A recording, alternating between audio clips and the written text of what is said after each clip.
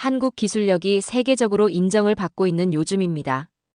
2030년 피파 월드컵을 앞두고 모로코의 미래를 좌우할 메가 프로젝트를 둘러싼 치열한 논쟁이 펼쳐지고 있는데요.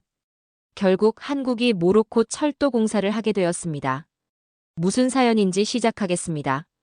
좋아요와 구독은 저희에게 큰 힘이 됩니다. 안녕하세요. 저는 모로코 철도청의 수석 기술 자문관 아메드 엘 파시입니다. 2030년 피파 월드컵을 앞두고 우리 모로코는 스페인, 포르투갈과 함께 대회를 공동 개최하게 되었습니다. 이 중요한 국제 행사를 위해 철도 인프라 확충은 필수적이었죠. 특히 통근형 메트로와 도시 내 메트로 차량의 대규모 도입은 우리 모로코의 미래를 위한 중요한 결정이었습니다. 프랑스, 스페인, 중국, 한국 등 세계적인 철도 강국들이 우리의 프로젝트에 관심을 보였어요. 5조 원이 넘는 대규모 프로젝트인 만큼 신중한 결정이 필요했고, 저는 각국의 철도 시스템을 직접 경험해 보기로 했습니다. 첫 번째로 방문한 곳은 오랜 역사적 유대를 가진 프랑스였습니다. 파리에 도착한 첫날부터 알스톰 본사와 생산시설을 둘러보며 그들의 기술력을 체험했어요. 알스톰의 기술력은 분명 뛰어났고 TGV의 속도와 안정성은 감탄할 만했죠. 최고 시속 320km로 달리는 열차에 탑승하며 그들의 철도 기술 수준을 실감했습니다. 프랑스 국영철도의 관제 시스템도 인상적이었어요. 그러나 기술 이전과 현지화에 관한 논의에서 그들은 다소 경직된 태도를 보였습니다. 관리자들과의 미팅에서 모로코 현지 기술자 양성에 대한 구체적인 계획이 부족했고 대부분의 핵심 기술은 여전히 프랑스에서 관리하길 원한다는 인상을 받았어요. 가격 대비 가치 측면에서도 의문이 들었습니다. 그들의 제안 가격은 우리 예산을 상당히 초과했거든요. 역사적 관계를 강조하며 프리미엄을 요구하는 듯한 태도도 아쉬웠습니다. 두 번째로 방문한 스페인에서는 일주일간 마드리드와 바르셀로나를 오가며 철도 시스템을 살펴봤어요. 스페인의 탈고와 같은 고속철도의 운영 노하우가 풍부했고 우리와 비슷한 문화적 배경은 협업에 유리할 수 있다고 생각했어요. 특히 르네페의 중거리 도시 간 열차 시스템은 우리 모로코의 실정과 유사한 점이 많아 참고할 만했습니다. 스페인 엔지니어들의 친절한 설명과 열린 태도도 좋았어요. 그러나 현지에서 만난 다른 나라의 철도 관계자들로부터 스페인의 과거, 해외 프로젝트 이행 사례에 대해 들은 이야기가 우려됐습니다. 납기 일정과 관련된 여러 지연 사례들이 있었거든요. 월드컵이라는 절대적인 데드라인이 있는 우리로서는 위험 부담이 컸죠. 또한 그들이 제시한 유지보수 계획도 단기적인 솔루션에 초점이 맞춰져 있어 우리가 원하는 장기적인 자립도와는 거리가 있었습니다. 세 번째로 방문한 중국은 또 다른 경험이었습니다. 베이징과 상하이를 연결하는 고속철도와 현지 지하철 시스템을 둘러보는 동안 중국의 빠른 철도 인프라 확장 속도에 감탄했어요. CRRC의 생산시설 규모는 압도적이었고 그들이 제시한 가격은 다른 경쟁국들보다 훨씬 저렴했습니다. 특히 짧은 기간 내에 대규모 차량을 공급할 수 있는 생산 능력은 매력적이었어요. 하지만 품질 관리 과정을 살펴보면서 약간의 의구심이 들었습니다. 기술 표준과 품질 보증에 관한 부분에서 제가 원하는 수준의 명확한 답변을 얻지 못했어요. 또한 유지보수 체계가 우리 모로코와는 다른 환경에 최적화되어 있어 적용에 어려움이 있을 것 같았습니다. 무엇보다 언어와 문화적 차이로 인한 소통의 어려움이 장기 프로젝트에서 큰 장애물이 될 수 있다고 느꼈어요. 결정적으로 마지막으로 방문한 한국에서 저는 이전과는 완전히 다른 경험을 했습니다. 인천국제공항에 도착해 서울로 이동하면서부터 정확하고 깨끗한 공항철도 시스템에 좋은 인상을 받았어요. 서울에 도착한 첫날 KTX를 탑승하며 느낀 정시성과 쾌적함은 정말 놀라웠습니다. 열차는 정확히 스케줄대로 도착했고 출발 시간도 분 단위로 정확했죠. 99.9%에 달하는 정시율은 수치상으로만 알고 있었는데 실제로 경험해보니 그 의미를 제대로 실감할 수 있었어요. 특히 인상적이었던 것은 열차 내부의 첨단 기술과 승객 편의 시설이었습니다. 와이파이 연결은 완벽했고 차내 안내 시스템도 다국어를 지원해 외국인인 저도 이용하기 편리했어요. 부산까지 왕복하며 한국의 고속철도가 산악 지형을 어떻게 효율적으로 통과하는지 볼 수 있었는데, 이는 우리 모로코의 지형 조건과도 유사한 부분이 있어 더욱 의미 있는 경험이었습니다. 그 다음날 찾은 한국의 현대로템 공장에서는 더 깊은 인상을 받았어요. 창원에 위치한 생산시설은 최첨단 자동화 시스템과 철저한 품질 관리 프로세스를 갖추고 있었습니다. 특히 각 생산 단계마다 이루어지는 품질 검사와 테스트 과정이 매우 체계적이었어요. 현대로템의 기술자들이 설명해주는 생산 공정을 들으며 이들이 단순히 생산 기술자가 아니라 철도 시스템 전문가라는 느낌을 받았습니다. 더 놀라웠던 것은 그들의 접근 방식이었어요. 단순히 차량을 판매하는 것이 아니라 기술 이전과 교육, 그리고 우리 모로코가 장기적으로 철도 시스템을 독립적으로 운영할 수 있는 로드맵을 제시했습니다. 구체적으로는 모로코 현지 엔지니어들을 한국으로 초청해 6개월간의 집중 교육 프로그램을 제공하고 이후 한국 전문가들이 모로코에 파견되어 2년간 현장 지원을 하는 계획이었어요. 이것은 우리가 가장 중요하게 생각했던 부분이었습니다. 방문 일정 중에 서울 메트로와 대전 도시철도 시스템도 둘러볼 기회가 있었는데 두 시스템 모두 효율적인 운영과 승객 중심의 서비스가 인상적이었어요. 특히 서울 지하철의 혼잡한 환경에서도 정확한 운행 스케줄을 유지하는 모습은 라바트와 카사블랑카 같은 우리 대도시의 교통 문제 해결에 좋은 모델이 될 수 있다고 생각했습니다. 오송에 위치한 코레일의 유지보수 센터를 방문했을 때는 더욱 확신이 들었어요. 체계적인 유지보수 시스템과 예방적 정비 철학은 우리 모로코가 추구하던 방향과 정확히 일치했습니다. 특히 인상적이었던 것은 빅데이터와 AI를 활용한 예측 유지보수 시스템이었어요. 이를 통해 장비 고장을 사전에 예방하고 열차의 가용성을 극대화하는 접근법은 우리가 꼭 배우고 싶은 부분이었습니다.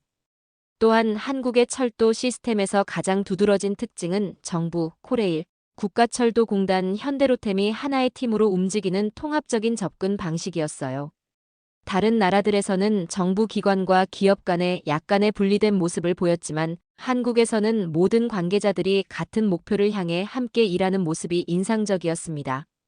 이러한 협력 체계는 프로젝트의 원활한 진행과 문제 해결에 큰 강점이 될 것이라 확신했어요. 세 나라의 철도 시스템을 모두 경험한 후 저는 확신했어요. 한국의 철도 기술과 협력 모델이 우리 모로코의 미래를 위한 최선의 선택이라고 말입니다. 그것은 단순한 비즈니스 거래를 넘어 우리 모로코가 철도 강국으로 발돋움할 수 있는 기회였습니다.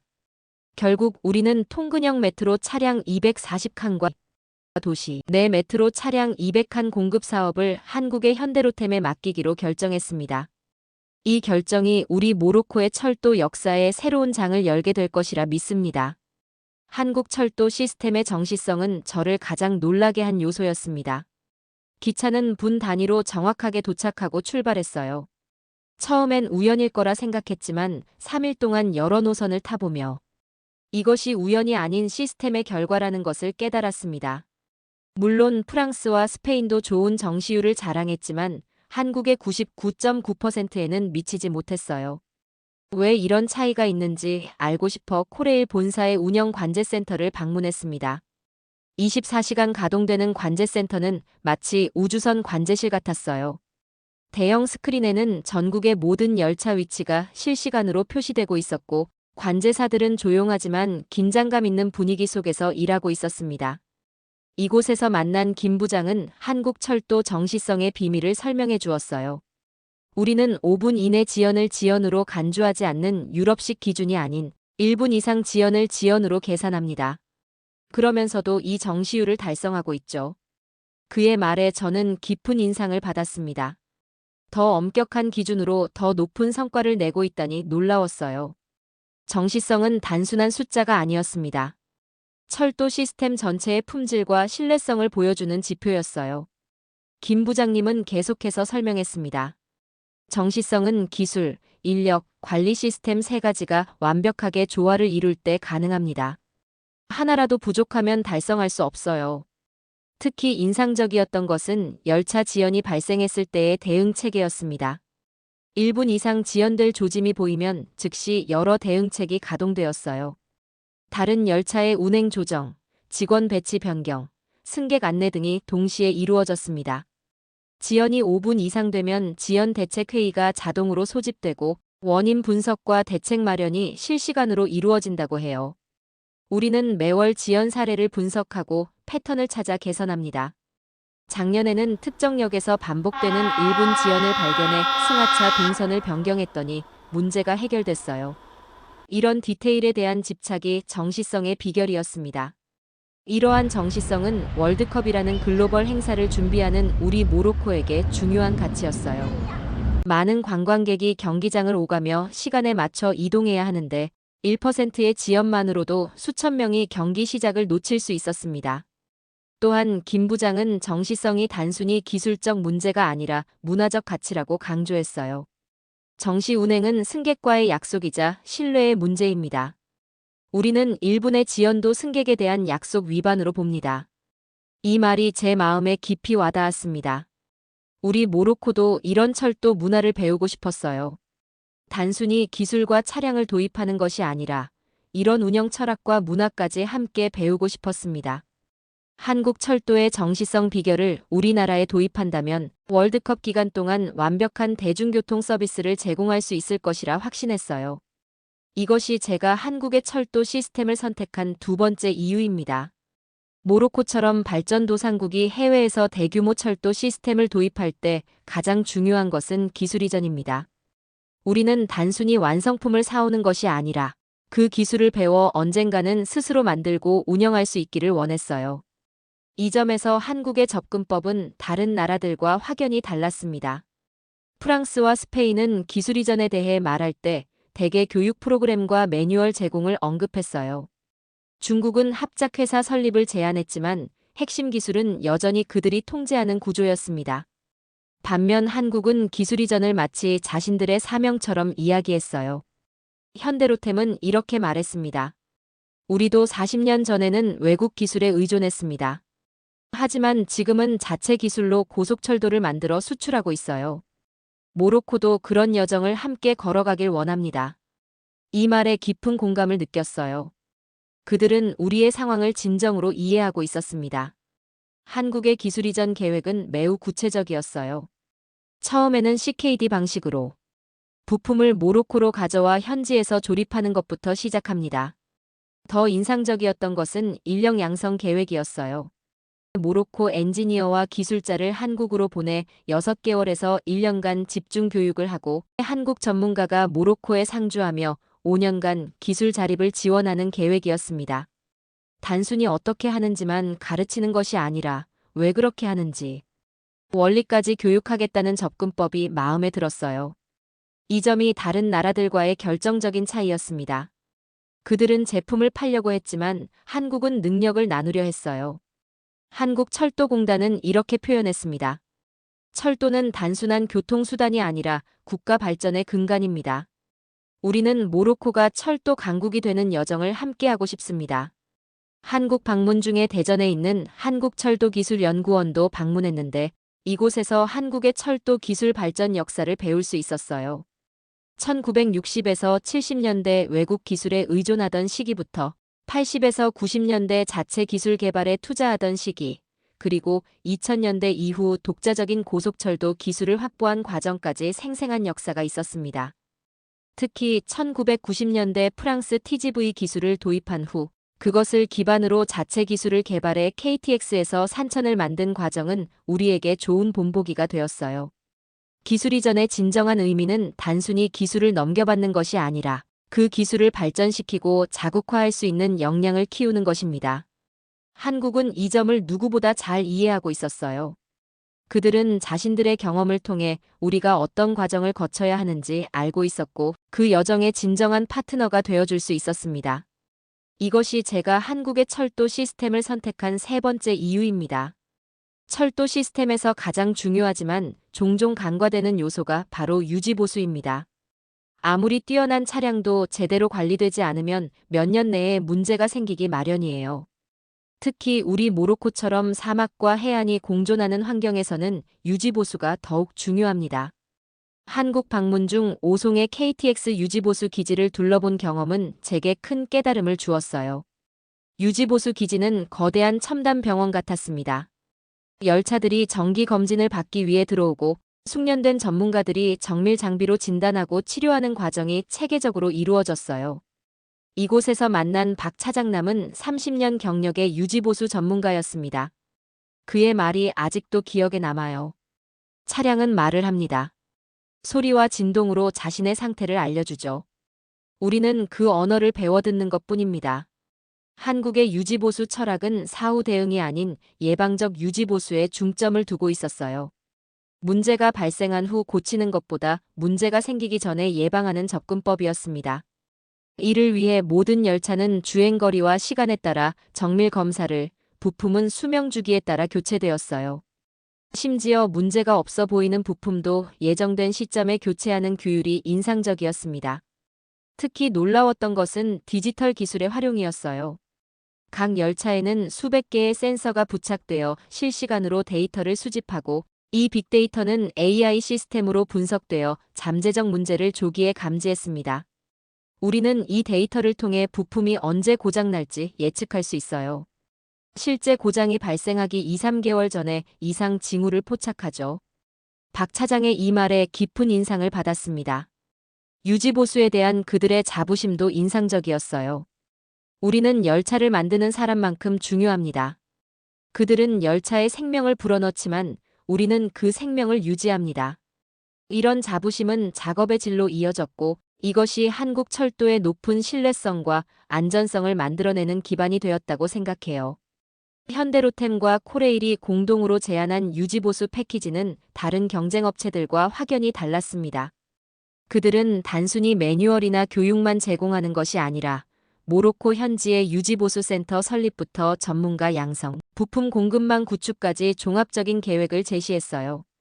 특히 인상적이었던 것은 향후 10년간의 유지보수 로드맵으로 이들은 또한 유지보수를 위한 특수 장비와 소프트웨어를 제공하고 이를 활용할 수 있는 기술을 이전하겠다고 약속했어요. 다른 국가들은 이런 핵심 장비와 소프트웨어를 계약 후에도 자국에서 수입해야 한다는 조건을 내세웠던 것과 대조적이었습니다. 라바트로 돌아가는 비행기에서 저는 깊은 생각에 잠겼어요. 철도 시스템의 성공은 화려한 겉모습이 아니라 보이지 않는 곳에서 이루어지는 꾸준한 관리와 노력에 달려 있다는 것을 깨달았습니다. 한국은 이 보이지 않는 예술을 진정으로 이해하고 있었고 그 지식을 우리와 나눌 준비가 되어 있었어요. 우리 모로코에게 있어 중요한 것은 단순히 최신 열차를 갖추는 것이 아니라 그 시스템을 지속 가능하게 운영하는 능력을 갖추는 것이었습니다. 한국의 유지보수 철학과 시스템은 이를 가능하게 해줄 것이라 확신했어요. 이것이 제가 한국의 철도 시스템을 선택한 네 번째 이유입니다. 철도 시스템에서 안전은 타협할 수 없는 절대적 가치입니다. 이 점에서 한국의 접근 방식은 저에게 깊은 인상을 남겼어요. 프랑스와 스페인도 물론 철도 안전을 중요시했지만 한국의 안전에 대한 집착은 그들과는 차원이 달랐습니다. 저는 대전에 위치한 한국철도기술연구원의 안전시험센터를 방문할 기회가 있었어요. 이곳에서는 모든 철도 차량과 부품이 실제 운행 전에 극한의 테스트를 거치고 있었습니다. 특히 인상적이었던 것은 충돌 시험장이었어요.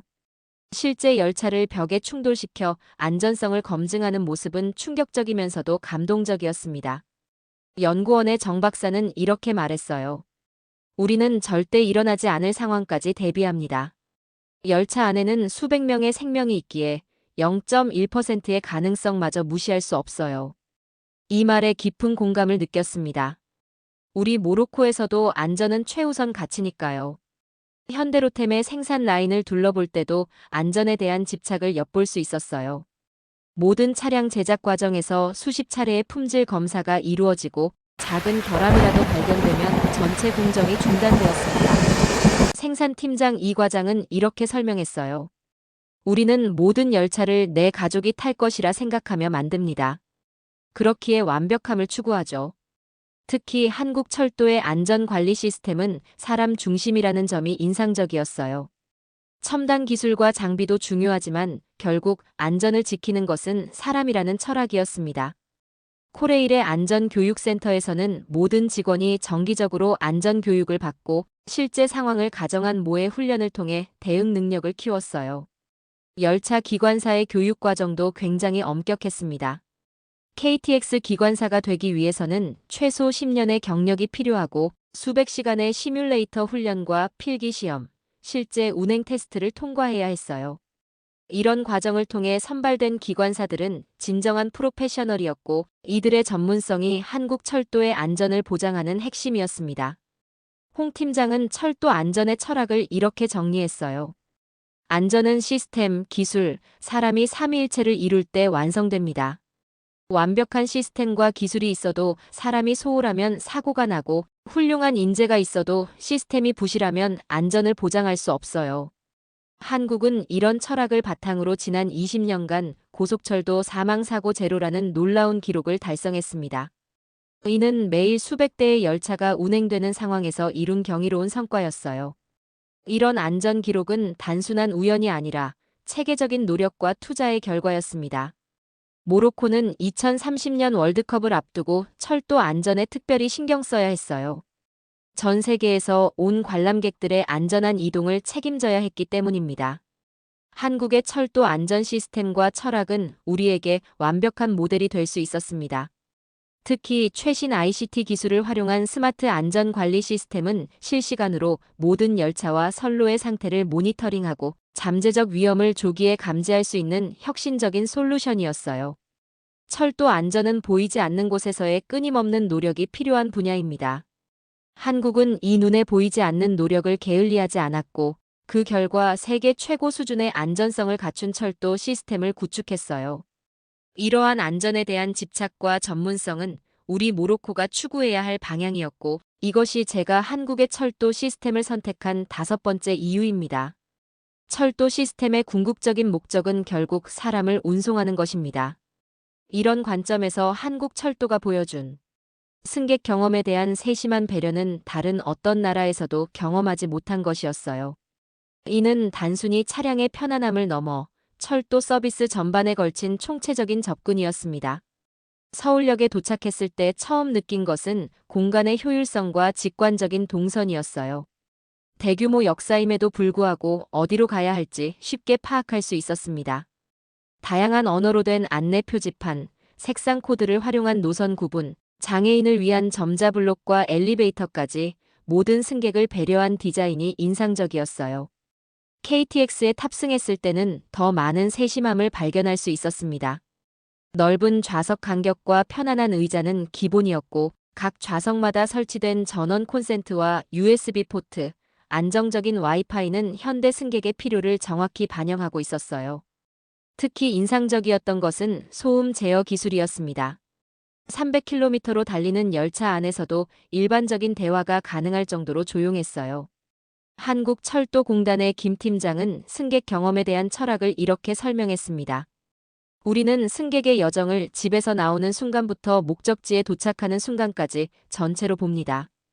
열차 안에서의 경험만이 아니라 역사 접근성, 티켓 구매, 대기 공간, 환승 과정 모두가 하나의 경험이죠. 이런 총체적 접근이 한국 철도의 차별점이었어요. 특히 디지털 기술을 활용한 승객 서비스는 최첨단이었습니다. 모바일 앱을 통해 티켓 예매부터 열차 정보 확인, 좌석 변경, 환불까지 모든 것이 가능했어요. 심지어 앱에서 내 열차의 현재 위치와 도착 예정 시간을 실시간으로 확인할 수 있었습니다. 이런 디지털 경험은 우리 모로코의 젊은 인구층에게 특히 매력적일 것이라 생각했어요. 서울 지하철을 이용하면서도 승객 중심 설계의 가치를 실감했습니다. 혼잡한 출퇴근 시간에도 승하차 동선이 효율적으로 설계되어 있어 불필요한 혼잡이 최소화되었어요. 또한 모든 역에 설치된 스크린 도어는 안전과 함께 소음과 먼지를 차단해 쾌적한 환경을 제공했습니다. 특별히 인상적이었던 것은 특별한 니즈가 있는 승객들을 위한 배려였어요. 휠체어 사용자, 노약자, 임산부, 어린, 자녀를 동반한 부모 등 다양한 승객을 위한 세심한 설계가 돋보였습니다. 모든 열차에는 휠체어 공간이 마련되어 있었고 역사에는 다양한 편의 시설이 구비되어 있었어요. 이런 포용적 접근은 현대로템이 제안한 차량 디자인에도 반영되어 있었습니다. 또한 승객의 피드백을 적극적으로 수용하는 시스템도 인상적이었어요. 코레일의 박 과장은 매월 승객 만족도 조사를 실시하고 그 결과를 서비스 개선에 즉시 반영합니다. 작년에는 승객들의 요청에 따라 모든 KTX에 USB 충전 포트를 추가 설치했죠. 라고 말했습니다. 이런 고객 중심 철학이 한국 철도의 지속적인 발전을 이끌어온 원동력이라고 생각해요. 한국의 철도 서비스는 운송수단을 넘어 경험을 제공했습니다. 그들은 승객이 열차에 오르는 순간부터 내리는 순간까지의 모든 접점을 중요하게 생각했고, 각 단계에서 최상의 경험을 제공하기 위해 노력했어요. 이런 접근은 2030년 월드컵을 위해 전 세계에서 방문할 관광객들에게 모로코의 이미지를 형성하는 데 중요한 역할을 할 것이라 생각했습니다. 현대로템이 제안한 메트로 차량은 이런 승객 경험에 대한 철학이 완벽하게 반영되어 있었어요. 편안함과 기능성은 물론 모로코의 문화적 요소를 디자인에 통합한 맞춤형 제안이었습니다. 이는 단순한 운송 수단이 아닌 모로코의 새로운 도시 이미지를 대표할 상징물이 될 것이라 확신했어요. 2030년 월드컵을 성공적으로 개최하기 위해 우리는 전 세계 방문객들에게 최상의 교통 경험을 제공해야 했습니다.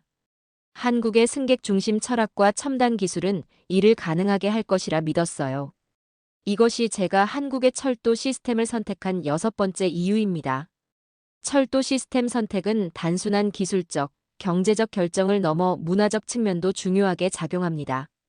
이 부분에서 한국과 모로코 사이에 느껴진 특별한 공감대는 결정적인 역할을 했어요. 처음에는 이런 문화적 연결성을 예상하지 못했지만 한국에서 보낸 시간이 길어질수록 두 나라 사이의 유사점과 공감대를 발견하게 되었습니다. 서울 방문 마지막 날 현대로템 임원들과의 저녁 식사 자리에서 깊은 대화를 나눌 기회가 있었어요. 이 자리에서 한국의 발전 역사에 대해 더 자세히 알게 되었습니다. 1960년대 한국은 전쟁의 폐허 속에서 1인당 GDP가 $100도 안 되는 최빈국이었지만 60년 만에 세계 10위권의 경제 강국으로 성장했어요. 이런 발전 경로는 우리 모로코가 꿈꾸는 미래와 놀라울 정도로 닮아 있었습니다. 한국 철도의 발전 과정도 마찬가지였어요. 1970년대에는 외국 기술에 전적으로 의존했지만 점진적인 기술 습득과 자체 개발을 통해 오늘날에는 고속철도 기술을 수출하는 나라가 되었습니다.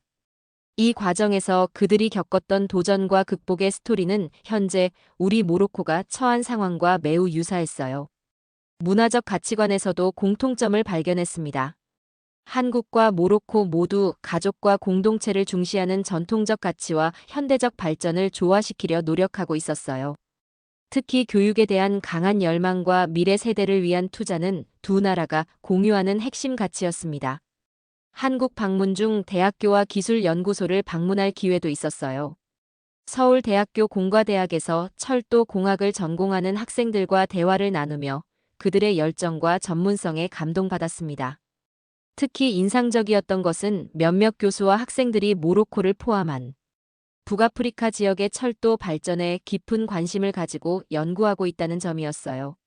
한국과 모로코는 지리적으로 멀리 떨어져 있지만 역사적 경험에서 공통점이 있습니다. 두 나라 모두 강대국 사이에서 자국의 정체성을 지키기 위해 노력해왔고 식민 지배의 아픔을 경험했어요. 이런 역사적 배경은 자주적 발전과 기술 자립에 대한 강한 의지로 이어졌고 이 점이 우리의 철도 개발 비전과 완벽하게 일치했습니다. 협상 과정에서도 문화적 공감은 중요한 역할을 했어요. 유럽이나 중국 기업들과의 논의는 종종 일방적인 느낌이 들었지만 한국 팀과의 대화는 진정한 파트너십 구축을 위한 상호 존중의 자리였습니다.